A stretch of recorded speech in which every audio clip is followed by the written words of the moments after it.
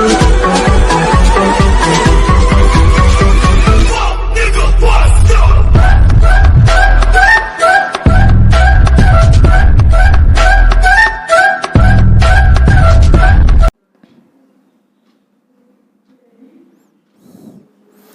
Student, मैं सनी आप सभी का स्वागत करता हूं आप सभी के अपने चैनल इलेक्ट्रिकल स्केच एकेडमी के ऑनलाइन पोर्टल पे। जनरल साइंस के क्वेश्चन कर रहे हैं। 7 बजे लेक्चर मिलता है आप लोगों को, ठीक है। तो उस लेक्चर को ध्यान से देखना, क्योंकि जनरल साइंस अब DFCCIL का भी पेपर हो रहा है, तो उसमें करीब 12 से 15 क्वेश्चन तुम्हारे जनरल साइंस के रहेंगे। यानी 60 में से 12 से 15 क्वेश्चन मतलब समझ लो 25% तुम्हारे रहेंगे। और टेक्निकल अगर हार्ड पूछता है तो तुम्हारे लिए केवल एक ही सहारा बन पाता है, और वो कौन होगा? तुम्हारा नॉन टेक का पेपर, ठीक है। तो उसको सही करना है, यानी इन सब क्वेश्चन को गलत नहीं करना है। तो उसके लिए सीरीज चल रही है। हम लोग क्या करेंगे, सारे वन लाइनर क्वेश्चन देखेंगे, और ये तुमको बहुत ज़्यादा हेल्प करेंगे, क्योंकि स्पीडी पढ़ते हो, स्पीडी पढ़ते ही होगे। स्पीडी में क्या होते हैं, सारे वन लाइनर क्वेश्चन मिलते हैं, ठीक है, जो तुम्हारी तैयारी को स्पीड देते हैं। स्पीड इसीलिए नाम पड़ा है, ठीक है। तो हम लोग भी क्या करेंगे, सारे वन लाइनर क्वेश्चन करेंगे, और जल्दी जल्दी करेंगे, जो जो इंपॉर्टेंट चीज़ है उसको बताते हुए चलेंगे, ठीक है। चलो तो सेशन स्टार्ट करते हैं बाबू। सेशन को लाइक, शेयर और सब्सक्राइब जरूर कर देना। पहला क्वेश्चन है कि विद्युत मोटर यानी इलेक्ट्रिक मोटर के यानी AC के आविष्कारक कौन थे? इलेक्ट्रिक मोटर के तो देखो निकोला टेस्ला थे, ठीक है। AC मोटर के जो आविष्कारक थे उनका नाम था निकोला टेस्ला। निकोला टेस्ला वही थे, ठीक है, B = π/A वाले, जिन्होंने फ्लक्स घनत्व की इकाई दी थी। फ्लक्स घनत्व की इकाई क्या होती है सर? Weber/m²। ये वही निकोला टेस्ला है, ठीक है। टेस्ला काला वाले नहीं है, ठीक है ना। तो याद रखना, इसका ये सही आंसर हो जाएगा। ये एलन मस्क वाले नहीं है, ठीक है ना। तो एक खोज इन्होंने किया था। दूसरा, स्वर्ण की शुद्धता किस इकाई में व्यक्त की जाती है? तो ये दिखाई जाती है कैरेट, वो गाजर वाला कैरेट नहीं, कैरेट में, ठीक है। जैसे 24 कैरेट होता है तो 100%, 22 कैरेट होता है तो और कम।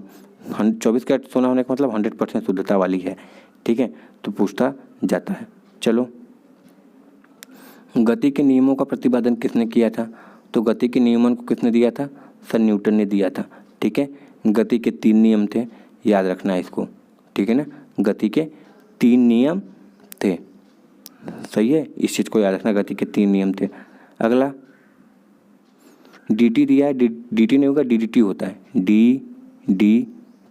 इसका फुल फॉर्म बहुत ज़्यादा पूछा जाता है, फुल फॉर्म तुम लोग बताओगे क्या होता है ddt का, ठीक है। तो ddt, ये ddt क्या है? कीटनाशक के रूप में प्रयोग किया जाता था। अब तो इसको बंद कर दिया गया है, ठीक है, क्योंकि DDT मान लो कि पानी बहा, कुछ भी हुआ, खेत में जिस नाली से होकर जाते थे, जो भी जानवर खाते थे वो मर जाते थे, तो इसको बैन भी किया गया था, ठीक है। तो DDT को कीटनाशक के रूप में प्रयोग किया जाता था। अगला, धोवन सोडा क्या दिया है? धोवन सोडा का रासायनिक नाम क्या है? तो इसको सोडियम कार्बोनेट कहते हैं, ठीक है, सोडियम NaCO3, ठीक है ना, सोडियम कार्बोनेट इसको कहते हैं, ठीक है, धोवन सोडा को। चलो अगला क्वेश्चन देखते हैं क्या पूछा है।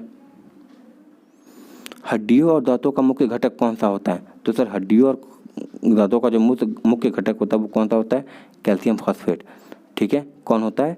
कैल्शियम फॉस्फेट होते हैं, ठीक है ना, इसको याद रखना। कांसा किसका मिश्र धातु है? मिश्र धातु बहुत ज़्यादा पूछा जाता है, नाइक्रोम का, गन मेटल का, ठीक है। कांसा क्या होता है? पीतल का मिश्र धातु, ये सब अधिक पूछे जाते हैं, ठीक है। तो कांसा किसका मिश्र धातु है? तो सर कांसा में मिश्र धातु है तांबा और टीन का। किसका? तांबा और टीन का मिश्र धातु होता है, ठीक है। चलो अगला देखते हैं। इलेक्ट्रॉन करने की प्रवृत्ति होती है, इलेक्ट्रॉन ग्रहण करने की प्रवृत्ति होती है। तो सर ऐसे एलिमेंट में ही होते हैं जो क्या होते हैं? इलेक्ट्रोनेगेटिव होते हैं, ऋणात्मक होते हैं। जैसे क्लोरीन की क्या होती है? 17 होती है, और इसकी संयोजकता की बात करेंगे तो क्लोरीन -1 होता है, ठीक है। तो जिस पे -1 लगता है वो लेने के लिए बहुत ज़्यादा उतारू होते हैं, ठीक है, तत्पर रहते हैं, तैयार रहते हैं। तो इलेक्ट्रॉन करने की प्रवृत्ति किस में होती है? क्लोरीन में, ठीक है। और ये क्लोरीन किस ग्रुप में पाई जाती है? तो सर ये पाई जाती है हमारी हैलोजन ग्रुप, यानी ग्रुप नंबर 17 में पाई जाती है, ठीक है। चलो इसको याद रखना। अगला देखते हैं, किस गैस के सड़े अंडे की गंध आती है? ठीक है, तो इसको हाइड्रोजन सल्फाइड कहते हैं, जिसमें से क्या होती है?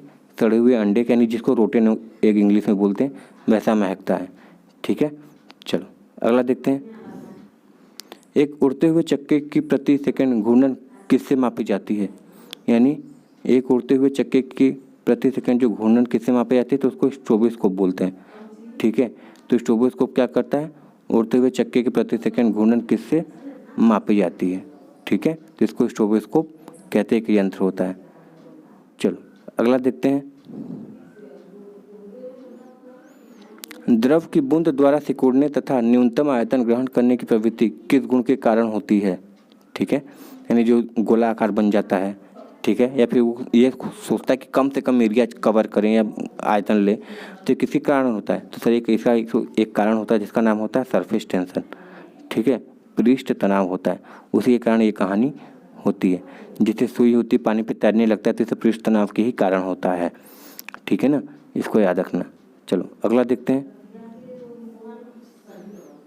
कार्बोरेटर होता है।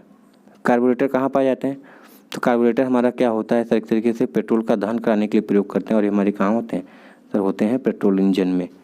ठीक है ना। चलो अगला, डायोड से धारा बहती है।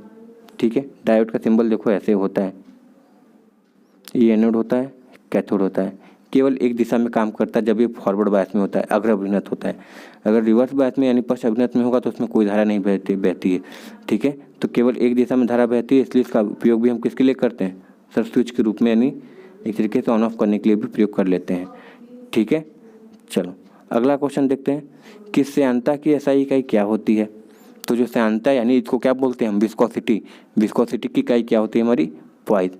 यानी कोई भी अगर द्रव्य है वो कितना गाढ़ा या कितना हल्का है, इसका निर्धारण कौन करता है, श्यानता। और श्यानता की इकाई क्या होती है, पॉइज होती है। ठीक है, चलो अगला क्वेश्चन देखते हैं। निकट दृष्टि दोष को दूर करने के लिए उपयोगी होती है। ठीक है, अवतल लेंस। अवतल मतलब क्या बोलते हैं इसको, इसको कनकेव बोलते हैं। ठीक है, कनकेव मतलब इसमें क्या होता है, इसमें तुमको पास की चीज़ दिखाई देती है, दूर की चीज़ नहीं दिखाई देती, उसको निकट दृष्टि दोष कहते हैं। ठीक है, तो उसको दूर करने के लिए हम अवतल लेंस का प्रयोग करते हैं, और दूर दृष्टि दोष को दूर करने के लिए हम उत्तल लेंस का प्रयोग करते हैं। इसकी बात करें तो कुछ इस तरीके से कनकेव बन के आता है अवतल, और कन्वेक्स की बात करोगे तो कुछ इस तरीके से बन के आता है। ठीक है, यानी उभरा हुआ भाग होता है। इसको याद रखना, बहुत ज़्यादा सवाल पूछे जाते हैं, ये लेंस के चैप्टर से है। चलो अगला देखते हैं। अंडों में किस प्रोटीन की अधिकता होती है। ठीक है, अंडों में किस प्रोटीन की अधिकता होती है, तो वो होती है हमारी एल्बुमिन की होती है। ठीक है, अंडों में जो प्रोटीन पाई जाती है, जो वाइट होता है, उसी साइड में पाई जाती है, तो उसमें क्या कौन सा प्रोटीन पाया जाता है, उसको एल्बुमिन प्रोटीन कहते हैं। ठीक है, चलो अगला देखते हैं। जल का विद्युत विश्लेषण में ऑक्सीजन कहाँ पर संचित होता है। ठीक है, तो देखो ऑक्सीजन एक तरीके से देखो तो O2- होता है, यानी एक तरीके से समझो तो ये निगेटिव होता है। ठीक है, तो नेगेटिव चीज़ कहाँ आकर्षित होगी, पॉजिटिव की तरफ। और हमको पता है कि जो हमारा एनोड होता है वो क्या होता है, पॉजिटिव इलेक्ट्रोड पाए जाते हैं। ठीक है, पॉजिटिव छोर होते हैं, तो नेगेटिव वाला कहाँ एक्टेट होगा, एनोड की तरफ ही होगा। ठीक है, और जो S वाला है, यानी वाटर की बात करें तो जब H2O टूटता है तो जो H है, ठीक है, H हमारा कहाँ जाता है, वो कैथोड यानी नेगेटिव प्लेट की तरफ जाता है। इस चीज़ को याद रखना। ठीक है, चलो अगला क्वेश्चन देखते हैं। फेरल का सिद्धांत किससे संबंधित है। ठीक है, तो फेरल एक साइंटिस्ट हुए थे जिन्होंने एक सिद्धांत दिया था, नियम दिया था, और वो संबंधित था पवन की दिशा से। ठीक है, यानी पवन जैसे विंड की दिशा होती है ना, इतने किलोमीटर प्रति घंटा की रफ्तार से पूर्व उत्तर से आ रही है, तो वो किसे दिखाते हैं, पवन की दिशा को दिखाते हैं। ठीक है, चलो अगला देखते हैं। गोबर गैस में मुख्य रूप से पाई जाने वाली गैस क्या होती है, मीथेन होती है। कभी कभी इसको ऐसे लिख देगा CH4, कभी कभी इसको लिख देगा मार्स गैस भी लिख देगा, कोई दिक्कत नहीं है। कभी कभी इसको नेचुरल गैस यानी प्राकृतिक गैस भी लिख देगा, कोई दिक्कत नहीं है। सभी एक ही का नाम है, तो यहाँ पे मीथेन गैस सही हो जाएगा। ठीक है, चलो अगला देखते हैं क्या है।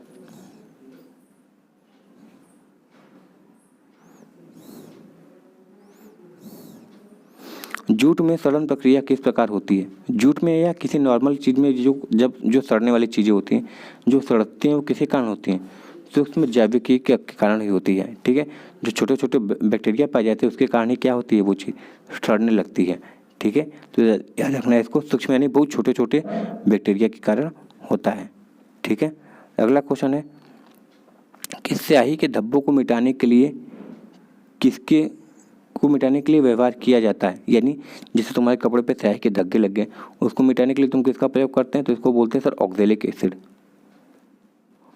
ऑक्जेलिक एसिड का प्रयोग करते हैं, ठीक है, इसको याद रखना, ऑक्जेलिक एसिड का प्रयोग होता है। बस स्पीडी समझ लो, पढ़ दो, यही है, मगर ये कि स्पीडी तुमको पढ़ते पढ़ते बोरियत होती है। हम पढ़ रहे हैं, बस तुमको सुनना है, ठीक है। चलो अगला देखते हैं। 1 किलोवाट घंटा बराबर होता है किसके? तो हमको पता है, अभी पीछे एक सवाल कराए थे सुबह वाली मॉर्निंग वाली बैच में कि 1 किलोवाट बराबर होता है 3.6 गुणे 10 के घाते -6। मगर जब ये 36 होगा तो 36 हटाने को पॉइंट हटेगा, तो यहाँ पे क्या हो जाएगा? पॉइंट हो जाएगा। तो पीछे क्या लिखा है देखो, अच्छे से नहीं लिखा, लिख देते हैं 36 गुणे 10 के घाते -5 होता है, ठीक है। तो ये हमारा ऑप्शन ये सही हो जाएगा, ठीक है। चलो अगला क्वेश्चन देखते हैं। तापमान में वृद्धि के साथ धात्विक चालक की विशिष्ट प्रतिरोध क्या होती है? घटता है, क्योंकि हमको पता है जो मेटल होते हैं यानी जो धातु होती है वो क्या होते हैं? PTC होते हैं। PTC मतलब पॉजिटिव टेम्परेचर कोफिशिएंट, क्योंकि कोई भी चीज़ है उसका कुछ ना कुछ प्रतिरोध होता है। तो जब हम तापमान बढ़ाते हैं तो धातु का प्रतिरोध क्या हो जाता है? घटने लगता है, धातु का प्रतिरोध भी क्या होता है? बढ़ने लगता है, इसलिए इसका नाम PTC रखा जाता है। तो इसको पॉजिटिव टेम्परेचर कोफिशिएंट कहते हैं, ठीक है। तो याद रखना, धातु चालक का विशिष्ट प्रतिरोध क्या होता है? घटता नहीं, बढ़ता है, ठीक है। तो ये क्या हो जाएगा? ये गलत है। तापमान वृद्धि के साथ धात्विक चालक का प्रतिरोध भी क्या होता है? बढ़ता है, ठीक है। देखो ये सब चीज़ है जो गलत लिखा है, तो बढ़ता है, PTC होता है, NTC नहीं होता है। चलो अगला देखते हैं। भारत में AC सप्लाई की मानक आवृत्ति होती है कितनी? सर ये 50 हर्ट्ज होती है भारत में। कभी यूरोपीय देश या फिर वेस्टर्न कंट्री में पूछ ले तो 60 हर्ट्ज होती है, ठीक है। अच्छा ये 50 हर्ट्ज कितना देता है? 230 वोल्ट भारत में प्रयोग होती है ना, और विदेशों में जाओगे तो 60 हर्ट्ज 110 वोल्ट प्रयोग किया जाता है, ठीक है। इसको याद रखना। तो देखो आज हम लोग कितना क्वेश्चन करते हैं, तुमको गिन के बता देते हैं। 1 क्वेश्चन, 2 क्वेश्चन, 3 क्वेश्चन, 4 क्वेश्चन, 5, 6, 7, 8, 9, 10, 11, 12, 13, 14, 15, 16, 17, 18, 19, 20, 21, 22, 23, 24, 25, 26, ठीक है। तो 26 क्वेश्चन कर रहे हैं। टाइम लग रहा है क्योंकि थोड़ा बचाना पड़ जा रहा है, ठीक है, नहीं तो हम बस रीडिंग लगा के हट जाते हैं। तो याद रखना आज हम लोगों ने लगभग 26 क्वेश्चन किए जो इंपॉर्टेंट किए हैं, ठीक है। यानी 10 दिन भी पढ़ोगे तो तुम 250 क्वेश्चन तैयार कर लेते हो, और 1 महीना पढ़ गए तो लगभग 1000 क्वेश्चन तुम्हारे हमेशा आसानी से तैयार हो जाएंगे। और हर एक चीज़ को समझते हुए लेके चल रहे हैं, क्योंकि जब एक क्वेश्चन बताए तो उसके साथ कई चीज़ें हो रही हैं। जैसे PTC बता दिए, अब PTC इसमें तो बोला नहीं मगर बता दिए। अब PTC का मतलब क्या होता है? सर तापमान बढ़ाए तो प्रतिरोध बढ़े। तो इससे क्या हो रहा है? तुम्हारी नॉलेज भी थोड़ी बहुत बढ़ रही है कि अच्छा इस तरीके से क्वेश्चन नहीं पूछा तो इस तरीके से पूछ सकता है, ठीक है। तो बाबू सेशन पसंद आए तो इसको लाइक, शेयर और सब्सक्राइब जरूर कर देना। मिलते हैं नेक्स्ट वीडियो में। Thank you very much and all the very best. Babu subscribe जरूर कर देना।